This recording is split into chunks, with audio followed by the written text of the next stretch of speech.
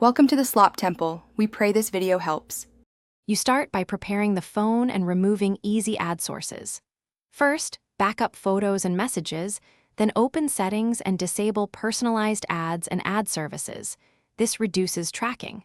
Once done, go to Settings Apps and look for preloaded ad apps or services. Note their exact names. You'll need developer options and USB debugging later for deeper removal. So enable developer options now and keep the phone charged to at least 50% before proceeding. You now remove and block the ad sources. Connect to a PC, enable USB debugging, and use ADB commands to uninstall or disable identified package names. This removes persistent system ads.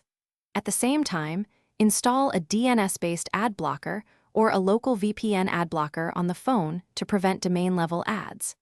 Make sure to disable autoplay and targeted ads inside Chrome and system apps. This reduces in-app ad delivery. Keep track of commands you run so you can revert if needed. You finish by confirming the changes and addressing any issues. Reboot the phone and walk through common ad areas, lock screen, notification shade, and system apps to confirm removal. If an essential app stops working, restore it or reset app preferences.